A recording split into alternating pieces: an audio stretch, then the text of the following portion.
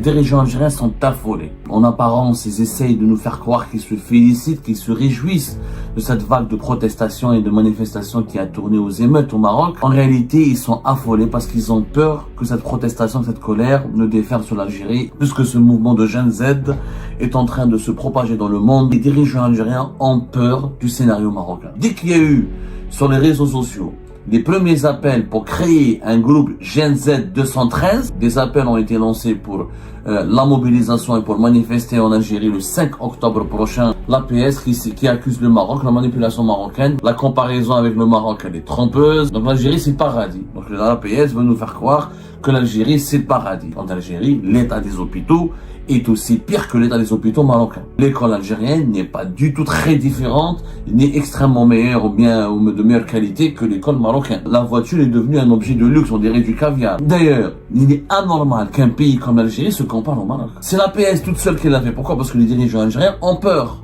Ils ont peur de cette vague. Le Maroc, le sous-sol, n'a pas le pétrole et le gaz dans son sous-sol. On ne devrait même pas se comparer au Maroc, on devrait se comparer avec les pays européens. On devrait rivaliser avec Dubaï ou l'Arabie Saoudite. La jeunesse algérienne peut se reconnaître dans le combat qui est mené par la jeunesse marocaine. Il y a un effet de contagion, il est là. Les Algériens sont encore plus révoltés parce que leur pays a de quoi les rendre tous heureux et riches.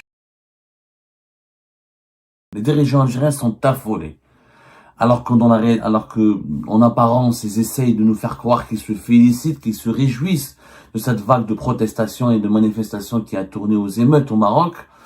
En réalité, ils sont affolés parce qu'ils ont peur que cette protestation, cette colère ne déferle sur l'Algérie et que les Algériennes et les Algériens n'emboîtent le pas aux jeunes Marocains, puisque ce mouvement de Gen Z est en train de se propager dans le monde comme une traînée de poudre. Népal, Indonésie, Madagascar plus récemment, l'Algérie, les dirigeants algériens ont peur du scénario marocain. C'est ça la vérité. La preuve, hier, alors le 21 septembre, l'APS a réagi rapidement. Mais ils ont réagi dès qu'il y a eu sur les réseaux sociaux les premiers appels pour créer un groupe Gen Z 213, alors que le Maroc, les manifestations ont été conduites et lancées et organisées à la suite de la création d'un groupe Gen Z 212. On a expliqué ce que c'est que les Gen Z, on l'a expliqué précédemment dans notre émission.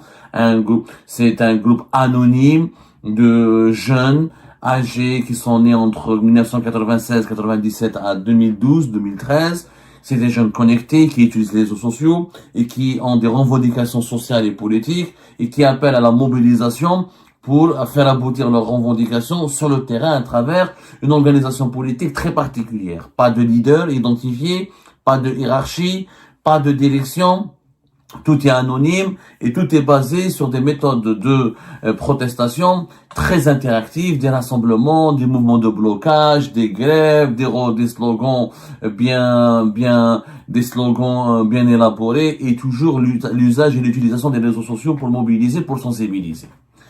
Hier, l'APS, rapidement, dès que sur Internet, sur les réseaux sociaux, des appels ont été lancés pour la mobilisation et pour manifester en Algérie le 5 octobre prochain et un groupe aurait été créé, c'est le groupe Gen Z 213. On n'a pas pour le moment les informations nécessaires. Est-ce que c'est un groupe sérieux? Est-ce que c'est juste une tentative d'imitation? Est-ce que c'est une tentative de manipulation? Peu importe. Au moins, tu prends le temps nécessaire de comprendre, d'écouter, d'enquêter. À l'APS, rapidement, Gen Z 213, voilà l'APS qui accuse le Maroc, la manipulation marocaine, malgré sa mort clinique. Sa mort clinique, classe. Pour l'APS, le régime marocain vient de mourir. Le Makhzen n'oublie pas l'Algérie.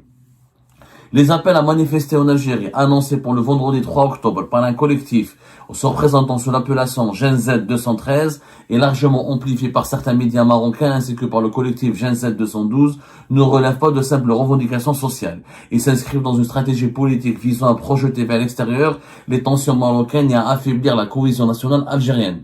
Le Maroc traverse une crise sociale profonde, les manifestations de jeunes, l'aggravation de la pauvreté, la contestation des choix politiques en témoignent chaque semaine.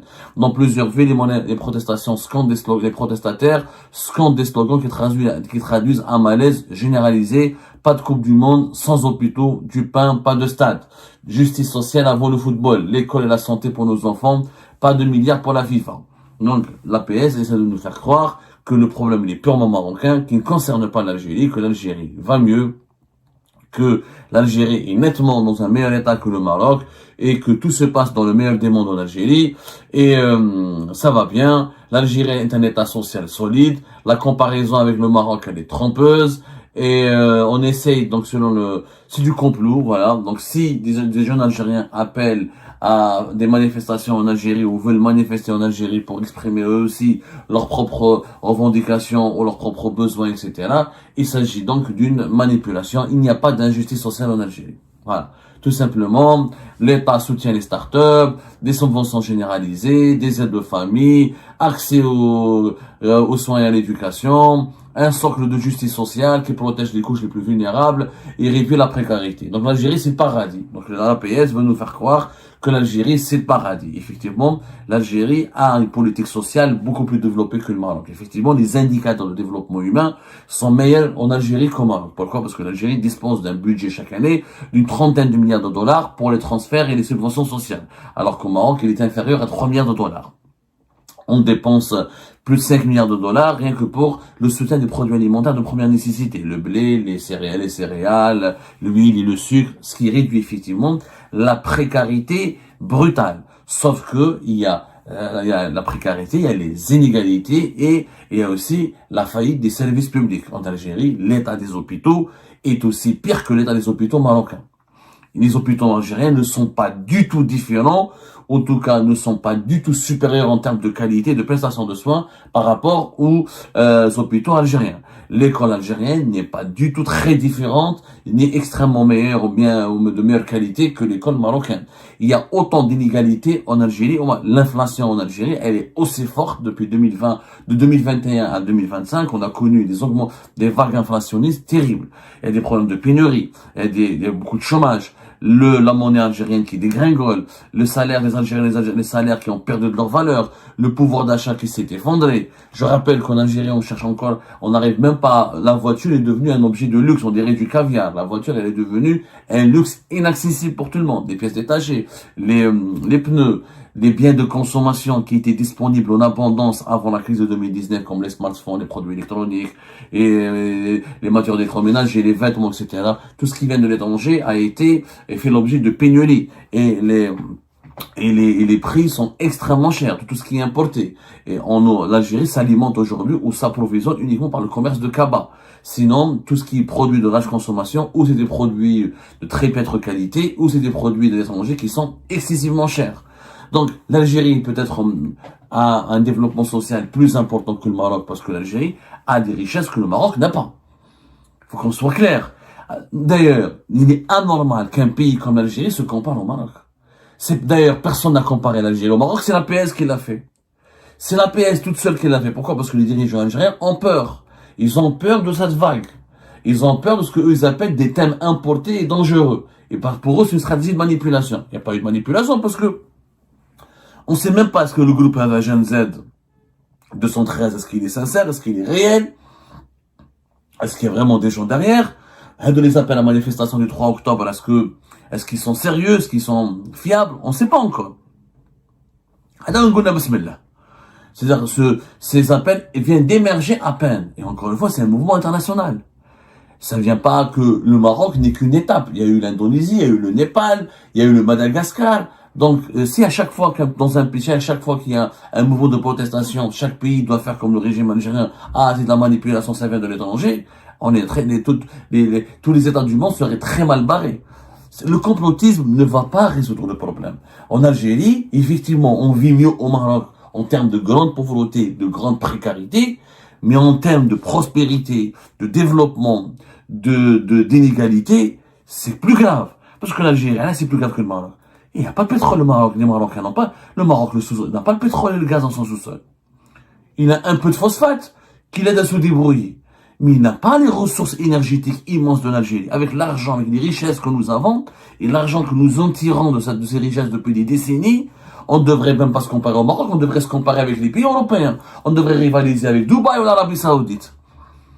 Or, malheureusement, les Algériens, est-ce que c'est normal que dans un pays pétrolier de gaz, nous avons des bus de 25 ans de temps en temps? Est-ce que c'est normal dans un pays pétrolier de gaz, nous avons des pénuries de voitures, de pièces détachées, et des pénuries de vêtements et de produits électroménagers? Est-ce que c'est normal dans un pays de pétrolier de gaz, le salaire moyen, il est d'équivalent de 200 euros? Est-ce que c'est, et je peux continuer comme ça. L'Algérie, peut-être avec le Nigeria, mais à l'exception du Nigeria, parce que c'est un pays de plus de 220 millions d'habitants, c'est quand même énorme, avec une grande population, mais c'est le seul pays gazier. Tous les autres pays pétroliers gaziers, c'est des pays maximum de 30-40 millions d'habitants. On n'a pas beaucoup de pays pétroliers et gaziers qui ont, c'est vraiment, le Nigeria est une exception. Le Nigeria, c'est une exception. C'est un pays extrêmement peuplé, 230 millions d'habitants. Mais tous les, donc, si on compare l'Algérie, il faut pas la comparer au Maroc, il faut la comparer aux pays gaziers et pétroliers. Dès qu'on a comparé l'Algérie avec l'Arabie Saoudite, comparons l'Algérie avec le Canada, qui produit du pétrole, avec le Kazakhstan, avec l'Azerbaïdjan. Comparez l'Algérie avec l'Azerbaïdjan, je vous, qui a autant de pétrole, qui est un pays pétrolier et gazier en même temps. Bon, l'Azerbaïdjan, c'est une population moins importante, c'est 10 millions d'habitants. Mais le Kazakhstan, par exemple, c'est un pays de 21 millions d'habitants. Mais il faut comparer avec les pays de la même taille que nous, et qui ont les mêmes richesses, et qui ont un sous-sol riche. Aujourd'hui, force est de constater, on va pas se mentir, que l'Algérie, c'est l'un des rares pays gaziers, pétroliers, où il y a un problème d'effondrement du pouvoir d'achat, un problème de pénurie de plusieurs produits de large consommation, un problème d'inégalité, un problème de salaire. Les inégalités sont là. Tu sors d'Alger, comparez les autres wilayas de l'intérieur du pays avec les wilayas d'Alger. Comparez les autres régions des petites villes de l'intérieur du pays avec Alger et ses environs, la Oran et ses environs, ou la Constantine et ses environs. Vous allez voir une différence énorme. Énorme. Donc l'Algérie n'a pas de grandes leçons à délivrer au Maroc. Et la jeunesse algérienne peut se reconnaître dans le combat qui est mené par la jeunesse marocaine. Il y a un effet de contagion, il est là. Comme les printemps arabes, il y a eu un effet de contagion. Comme il y a eu dans cette vague de Gen Z, il peut avoir un effet de contagion. C'est une théorie qui existe et qui est réelle. Les mêmes causes produisent les mêmes effets. Nous retrouverons les mêmes causes. Il y a des causes similaires aux causes du malaise qui est au Maroc. La pauvreté, la précarité, la harga, le désespoir, et puis les Algériens sont encore plus révoltés parce que leur pays a de quoi les rendre tous heureux et riches. Un pays immense, parmi les 10 plus grands territoires du monde. Parmi les 10 et 11 plus grands territoires du monde. Avec des réserves importantes de gaz, notamment de gaz de schiste, avec des décennies d'exploitation du pétrole. On n'a pas des pays, on n'a pas des villes modernes, on n'a pas des services publics très modernes, et les hôpitaux algériens datent encore de l'époque coloniale. Les plus importants CHU du pays ont été construits par la France coloniale. Donc, je connais l'Algérie, tout va bien, c'est un pays solide. Ça, c'est du dîner de réalité. Ils sont affolés, les dirigeants algériens. Ils sont affolés. Et qu'est-ce qui leur fait peur? Pour le moment, j'en ai parlé, j'ai discuté avec pas mal de sources très bien placées. Les dirigeants algériens ont peur de la possibilité que ce mouvement au Maroc aboutisse à des changements. Pour le moment, la contagion, elle n'aura pas lieu, puisque les Algériens observent. Des émeutes en Algérie, on a déjà eu. Le Hirak, l'Algérie vient à peine de tourner la page du Hirak avec un échec retentissant. C'était en 2019 et 2021. Les Algériens sont désorientés. En ce moment, il y a une grande crise de méfiance et de défiance vis-à-vis des mouvements politiques en Algérie. Mais si au Maroc, dans les jours à venir, c'est encore tôt pour le dire, mais si au Maroc, dans les jours à venir, ce mouvement se renforce et s'amplifie, et que par exemple, le gouvernement est démis de ses fonctions. Ça veut dire que le roi du Maroc limoge le premier ministre et tous ses ministres. Et s'il y a l'organisation d'élections législatives anticipées, là, les Algériens et les Algériens vont se dire, les Marocains ont réussi un coup. Pourquoi pas nous? Là, on peut craindre un effet de contagion. Là, un effet de contagion pourrait avoir lieu. Là, les Algériens, ils ont fait tomber, les Marocains ont fait tomber le gouvernement. Pourquoi nous, on ne pourrait pas faire tomber le nôtre? Parce que personne n'est content en Algérie du rendement du régime Tebboune et du rendement de ces différents gouvernements. Le malaise social en Algérie, il est terrible. La monnaie, elle ne cesse de se dégringoler. Les salaires sont extrêmement faibles pour un pays. Il n'y a pas de création d'emplois. Il n'y a pas de... Qu'est-ce qu'il a fait le régime Tebboune? Il a fait quoi le régime Tebboune? Oujder. Il n'a pas rachevé les projets de Bouteflika, où il a lancé d'autres projets qui n'ont... Raj Bilad, Oujder, on est en train de... On va dépenser des milliards de dollars faire Raj Bilad. Combien d'emplois seront créés? Quelle valeur ajoutée pour l'économie? Toutes les expertises, toutes les études menées disent que c'est un gaspillage d'argent. C'est un gaspillage d'argent. Où est le projet d'Al-Phosphate de Tbessa et de Sokhara qui devait créer des milliers d'emplois? On l'a pas vu. Rien n'a démarré. Où est les investissements privés qui ont été promis? Où est les investisseurs étrangers que Tebboune avait promis? Où est les milliards de dollars qui ont été promis Tebboune lors de sa visite en Chine, etc. Il n'y a rien eu. Le pays est paralysé. Il y a un immobilisme, il y a un marasme, il y a un malaise en Algérie, aussi profond. Je dirais qu'il est plus profond en Algérie qu'au Maroc, parce que les Algériens sont conscients des richesses de leur pays. Un pays, l'Algérie, qu'on le veuille ou non, l'Algérie a de quoi nourrir tout le Maghreb, avec ses ressources et ses potentiels importants. C'est vrai que nous avons des réserves de pétrole qui baissent, mais nous avons des réserves de gaz qui se maintiennent, et nous avons des réserves de gaz de schiste importantes, et nous avons des potentiels pour l'énergie renouvelable, et nous avons du phosphate, et nous avons du fer, et nous avons des terres rares qu'on pourrait exploiter, rien qu'avec notre gaz, si on sait comment l'utiliser intelligemment pour une industrie locale, nationale, pour une production locale, on pourrait vraiment s'en sortir. L'Algérie devrait être la Norvège de l'Afrique du Nord. On n'a pas à se comparer avec le Maroc, c'est vrai. On devrait se comparer à aucun autre pays africain. Très peu de pays africains ont les potentialités de l'Algérie. Situation géographique importante, immensité du territoire, capital humain, parce que nous ne sommes pas un pays très peuplé. On n'est pas comme le Nigeria à 200 millions d'habitants, 230 millions d'habitants. On n'est pas comme l'Égypte, presque 120 millions, plus de 110 millions d'habitants. On n'est pas comme l'Éthiopie, plus de 120 millions d'habitants.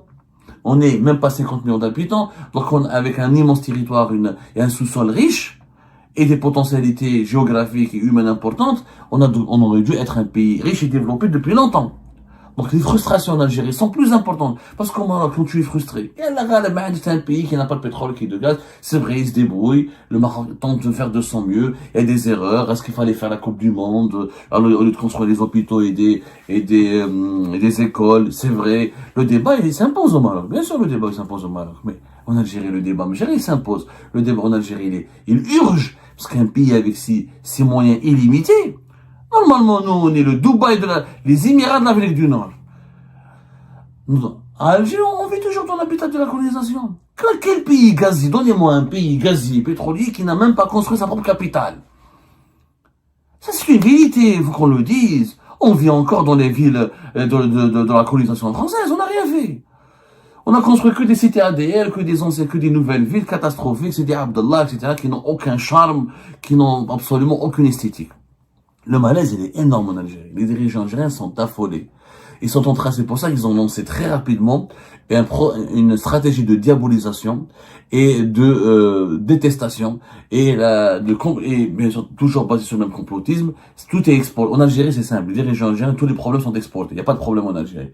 Tout est exporté, en Algérie tout va bien, c'est un état solide, nous avons des indicateurs de développement humain. Les indicateurs de développement humain, c'est des indicateurs généralistes. C'est pas parce que tu as des indicateurs de développement humain qui sont bien, qui sont au vert, que ça veut dire que tous les indicateurs économiques et sociaux sont au vert. Le développement humain, c'est un minimum syndical dans un pays qui a du gaz et du pétrole. Les dirigeants algériens sont affolés. Et je vous le dis, je le répète, si les Marocains, c'est la vague, si les manifestants marocains obtiennent la chute de leur gouvernement dans les jours à venir, vous allez voir que les Algériens et les Algériens pourraient être encouragés, ils pourraient s'inspirer de la protestation, de la mobilisation populaire au Maroc pour dire, bah, nous aussi on veut faire tomber le gouvernement et on veut faire changer les choses. L'effet de contagion, il est potentiellement possible. Et ben c'est la fin de cette vidéo les amis, je vous remercie comme d'habitude pour avoir suivi jusqu'à la fin. N'oubliez pas de nous laisser vos commentaires et vos réactions sur la vidéo et de vous abonner à la chaîne si vous n'êtes pas encore abonné. Et merci aussi pour vos commentaires et vos discussions très animées dans la section des commentaires.